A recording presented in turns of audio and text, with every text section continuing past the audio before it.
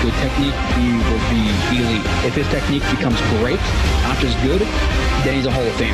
Going down again. Left Q. Ren Williams. Fighting through contact, fighting through offensive line, being double team, multiple moves stacked into one, just a play of pure domination. This is actual film, this is actual football talk. It's a football show, we're supposed to talk football, not storylines.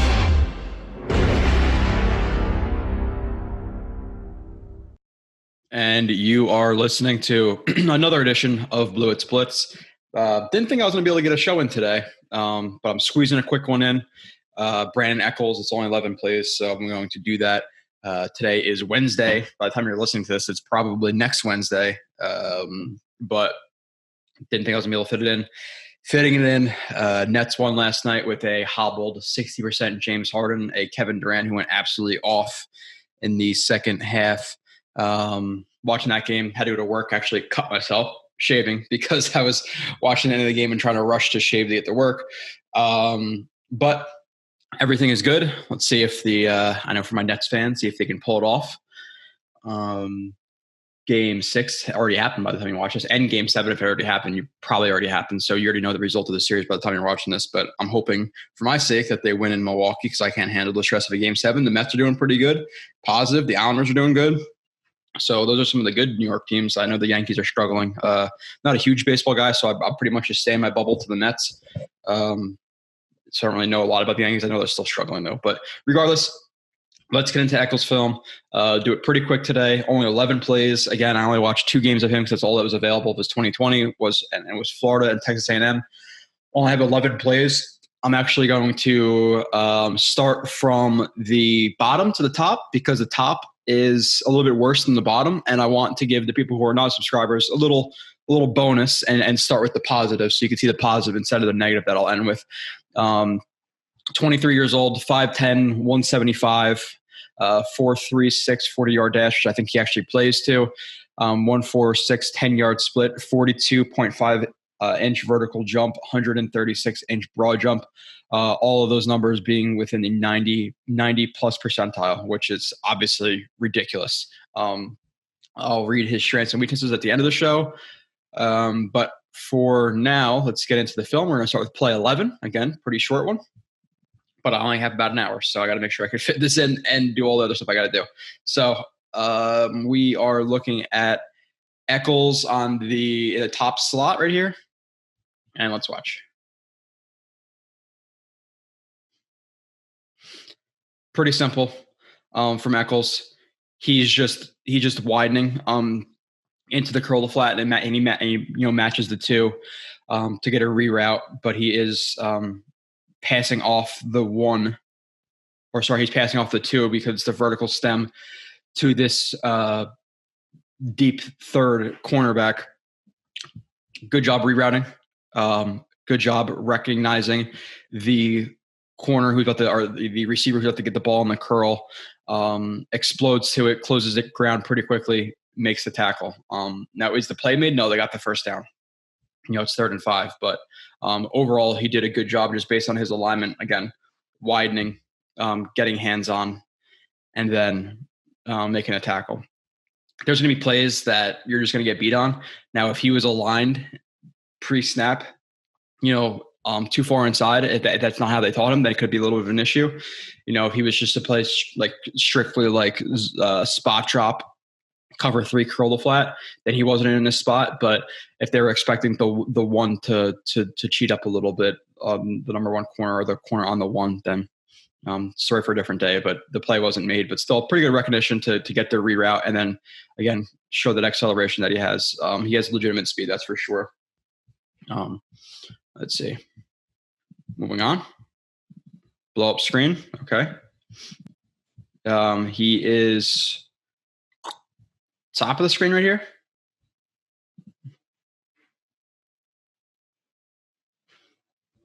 Yeah.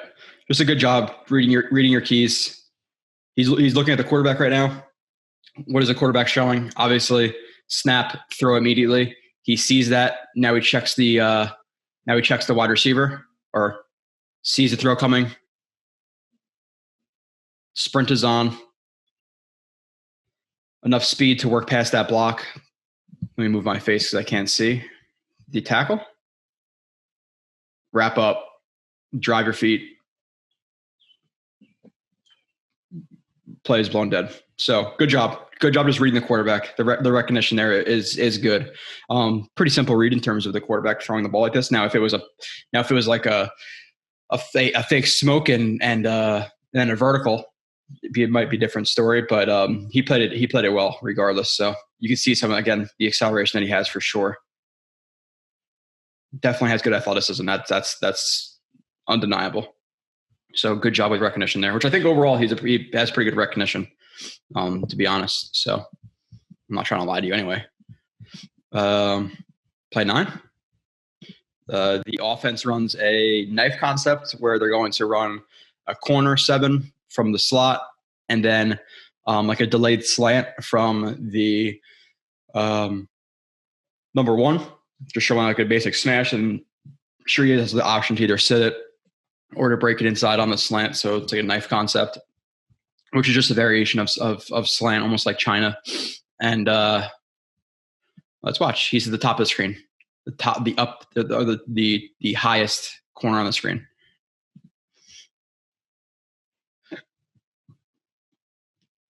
Again, cover 3. I think he's pretty good. Again, this isn't the sexiest thing in the world, but his responsibility right now is the vertical stem for the 1, and that's what he's reading.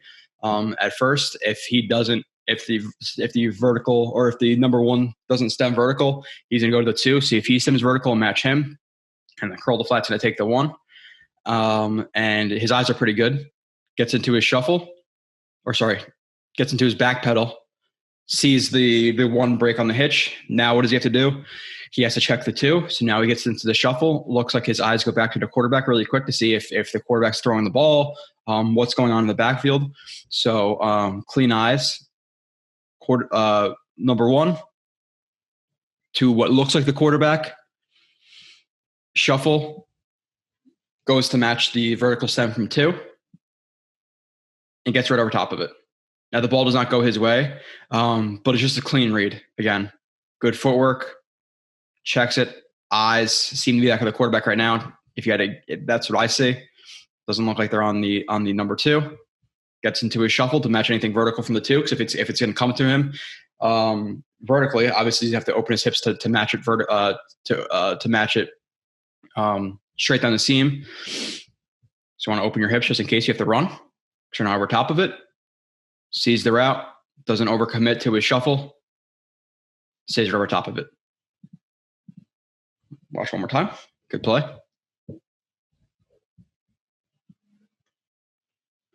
All right. Next. Tackle. Top of the screen. He played mostly outside. I think he could play inside and outside. He's, again, a little versatile, like you have Dunn, who could play inside, outside. Carter is an inside guy who could play outside. I think Echols, to me, is an outside guy who could play inside, if that makes any sense.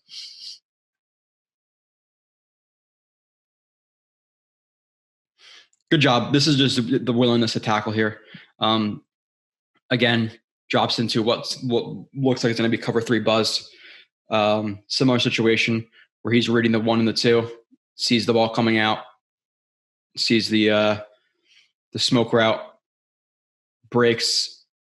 Good job staying pretty tight to the sideline, using the sideline as his friend. When you have the sideline as your friend, you can work out or inside out, because if he's going to run outside of you, then obviously he's going to run out of bounds. So uses that to his advantage. As he comes to that contact window, lowers his head. Good leverage. Goes to wrap up. Hits him out of bounds. So good hit out of bounds. Again, he's not the biggest guy, but he is a willing tackler. He might get trucked sometimes, to be honest, but good job.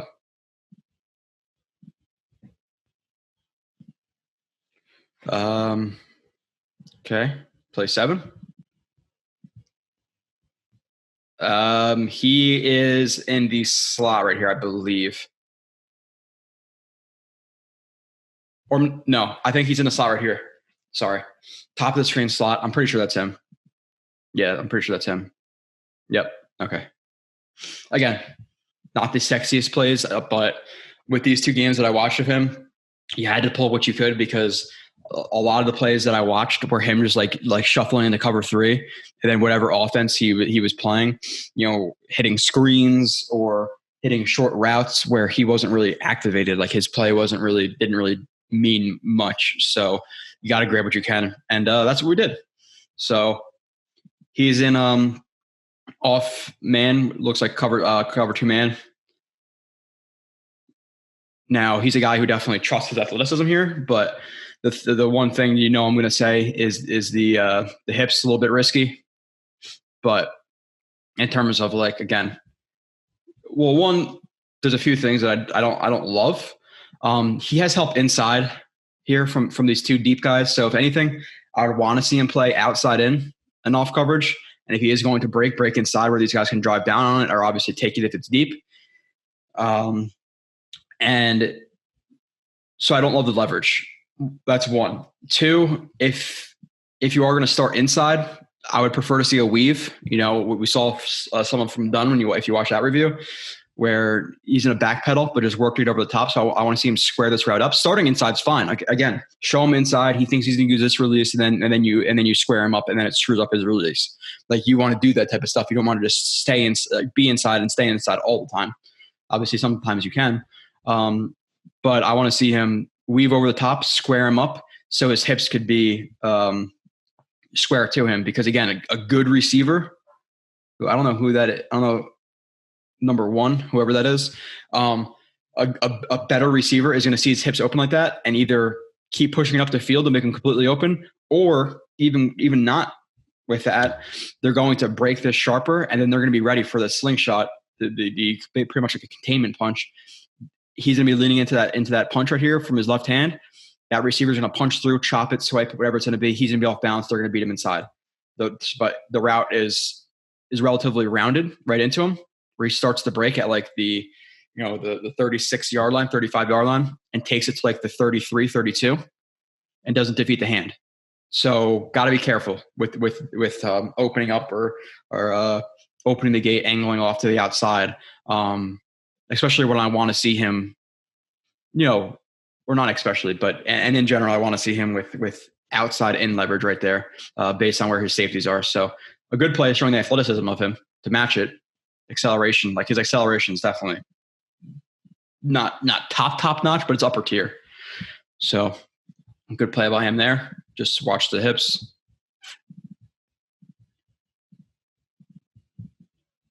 Press rep. Okay, top of the screen. Another 3x1. He's on an isolated wide receiver to the backside on the field, or sorry, the boundary.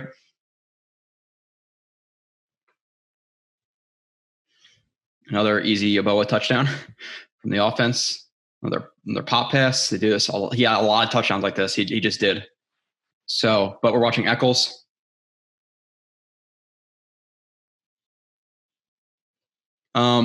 He is heads up to inside leverage. So he takes one aggressive step upfield. And again, it's all depending on the situation. Because he has inside leverage, he has a little bit more flexibility to angle off outside, because if this guy is going to have to cross his face, he's going to have to almost like cross over the top of his knee, and he's going to have more room to flip and match that. Like if you're inside leverage, hold on a second. All right. And we continue. Sorry. So top of the screen, like I said, if you're inside leverage, you have a little more flexibility to open up to the outside, because now he's going to cross over that foot, and putting that foot up like that is going to make it a harder plane to cross. It's going to be a really tight break, a really shallow break. So I'm okay with the aggressive step up. You like to see it paired with a maybe a punch from that inside hand, but regardless, still good. Stays balanced, shoulders over the knees. Punch. Receiver breaks outside on the 9. Gets into him, matches. So, good rep. I'm okay with it. Now, as a smaller guy in the NFL, does he have to watch this? in terms of trying to stay over top of the guy, because if this is, let's just say Denzel Mims, Corey Davis, and they're throwing the 9 ball right here, for him to make it up because he's 5'10", might be a little bit sketchy. But overall, still a pretty good rep. Next, we're going to watch acceleration. Only 5 plays left. I told you this one was quick as hell. Bottom of the screen right here. Oh, I recorded this a split second late. Looks like they're pulling that guard to fake that run to be play action. Yep. Okay. Bottom of the screen. I'm okay with the leverage right here. Again, another situation where this time it's off coverage. And he doesn't really have a lot of help inside. So for him to open up or to play inside and then open up outside, again, similar situation, a little bit more risky than when you're doing it in press, because you have a little bit more, or the receiver has less room to undercut you. But again, we spoke about it before. Hold on a second again. I'm sorry. Okay. Last time on a 25-minute show that I have to pause it. I don't know if it's going to be 25 minutes. It might be 20 minutes. Pretty quick. The acceleration. So we talked about the leverage that he has. Again, a little bit more risky, but he's like heavy inside leverage here. So if he were to cut across his face, he's going to trust himself to open up. Again, depends on your leverage when you're opening up. So plays it inside heavy. Receiver cuts out. He stems towards him just to hold him inside. If he's inside leverage, he doesn't want to get beat inside. So what does the receiver want to do?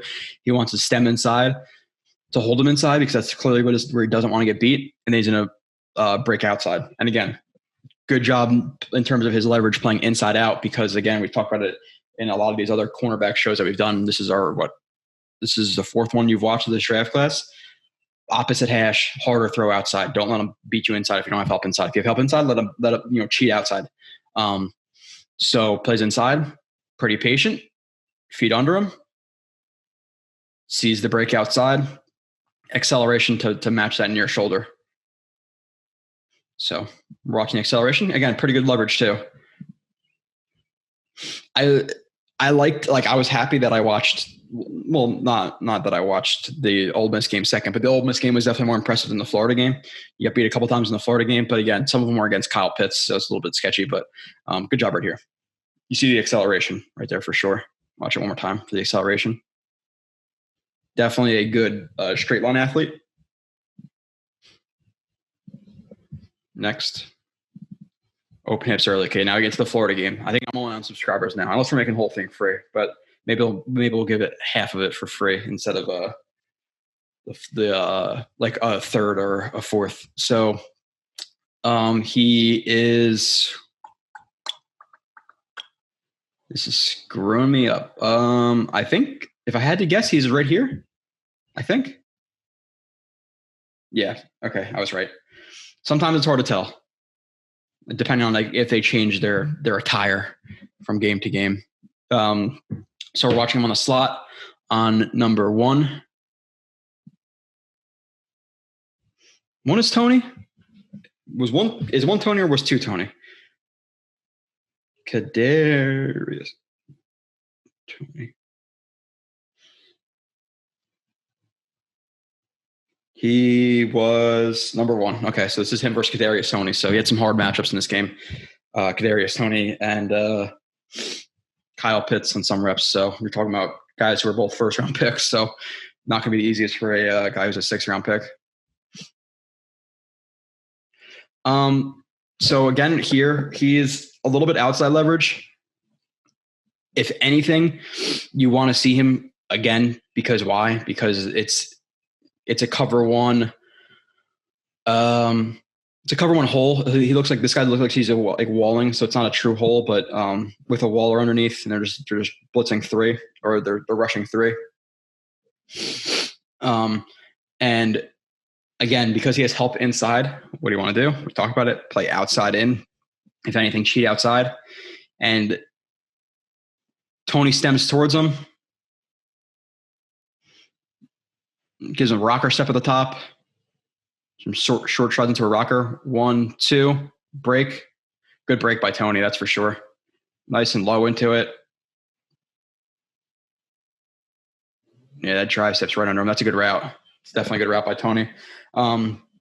But again, if anything, for Echols, make sure that you're not getting beat outside because you have help inside. So stay square. Let him break inside if he wants. If anything, if you're going to open up to the inside, cheat even more outside. He opens up his stance. He opens the gate. Now, again, it's going to be harder for you to flip outside and match him if he defeats that arm, or if that arm doesn't land. Arm doesn't land, misses him, and he's open for the out.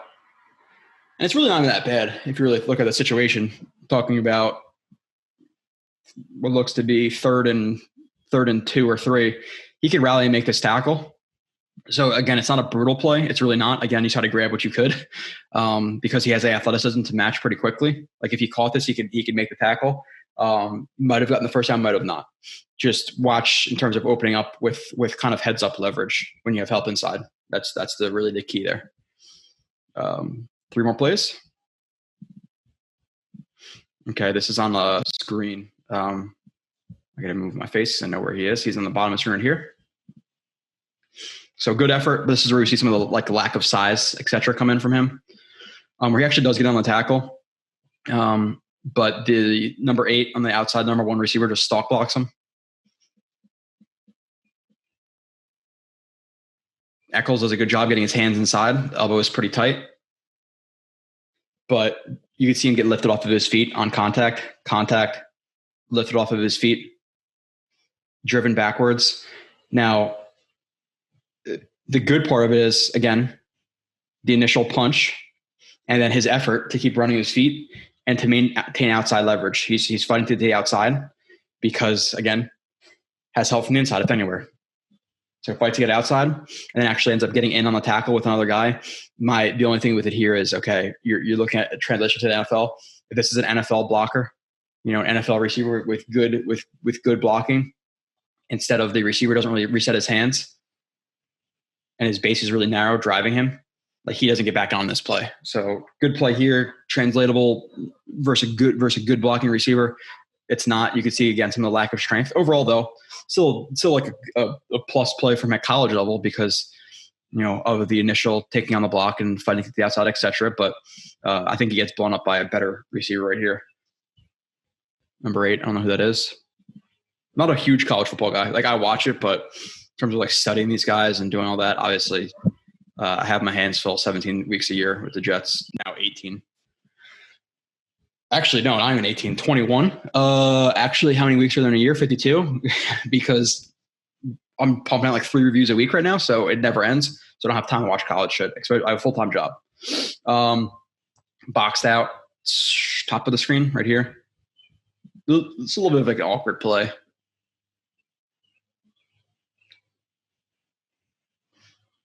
Again, it's not the biggest guy right here.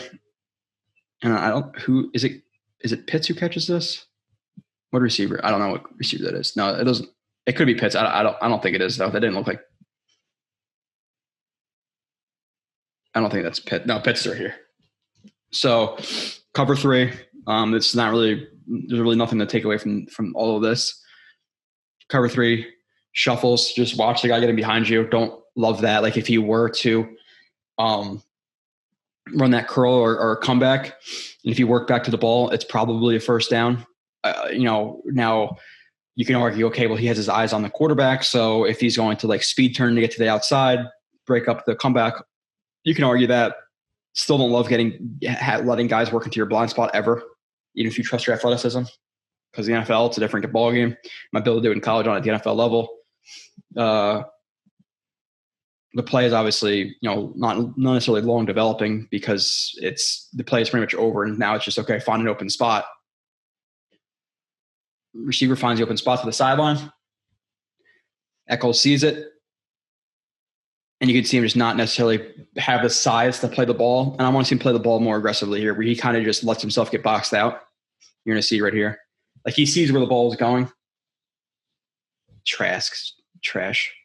And he kind of backpedals and lets himself get boxed out. I want to see him more aggressively play the ball. And again, it's a concern with him playing guys on the outside in the NFL because he's 5'10", and guys in the NFL are obviously huge. So you can see him not even really get very close to playing this ball. You want to see him obviously explode through the hands, time the ball, time his jump, etc. And he jumps a little early. Doesn't really cover a lot of ground. It's because he's getting kind of boxed out and pushed back. But I want to see him more aggressively set himself up here, not let himself get boxed out. And again, you see some of the lack of size there. So last play. Then I'll read the strengths and weaknesses. Probably the quickest show I've ever done. I'm going to do a really quick show in the future. I'm not giving away what it's from. It depends on if Morgan Moses or Nelson or one of these guys are signed. But I'm planning on doing a really short show of a player, but I'm not going to say who. You probably guess. I'm not going to tell you anyway. And it's probably going to get like 37 views. Beat on slant versus Pitts. Top of the screen, last play. Getting beat for a touchdown.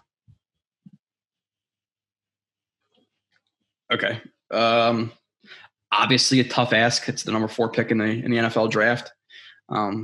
With Kyle Pitts. Now, again, something I spoke about with Dunn. Red zone, just look at the situation. Opposite hash of you. You're isolated. If he's going to break somewhere, it's probably inside.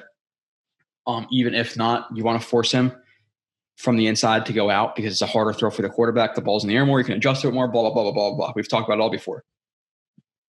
So, and the other thing with that is you cannot retreat on the goal line. You have to maintain your ground. You can't let him get to that yard marker of the goal line. So I don't like the retreating right here.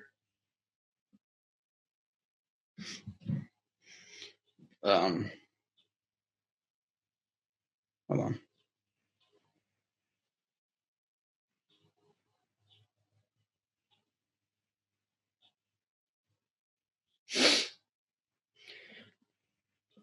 So you can't retreat. And again, he throws two-handed punch, but he's kind of dropping his hips back into it. So he's allowing him to cross his face. Again, you have to be more aggressive. Heavy inside leverage. It's more, he gets beat here because of the retreating. Because of the retreating and because he's more heads up. Inside, if he's going to cross you, he's going to basically have to cross your entire body. He's going to have to completely just pretty much erase you and just work past, your hips, everything, your hands. But when you retreat like this, now he's only working past hands. So it's going to be harder for you to get over the top. Where if he's inside, again, you're basically going to stack and crowd the route.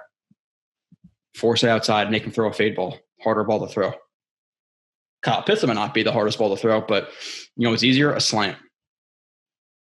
Now, again, you're going to see some of the lack of size and length. Now, I think he does a pretty good job of staying on top of the shoulder, trying to play the ball, almost gets his hand in there, but Pitts is going to box you out if the ball is good. It's just it's not going to happen. So last play gets beat. Now going into the strengths and weaknesses, again, really short show. Strengths and weaknesses are pretty smaller list because again, I don't want to say things that are kind of out of whack because I didn't get to watch it enough. I like to see stuff and really put it down if I trust it. And like guys like Kevin Coleman and Feeding, like maybe the list won't be as long, but actually watching Coleman now, but strength has athleticism. Again, I read the numbers before, posted 4, 3, 6, 40, 4, 2, 5, or 42.5 vertical jump, 1, 4, 6, 10-yard split, 136-inch broad jump, which were all in the 90th plus percentile. Plays deep third of cover 3 pretty well.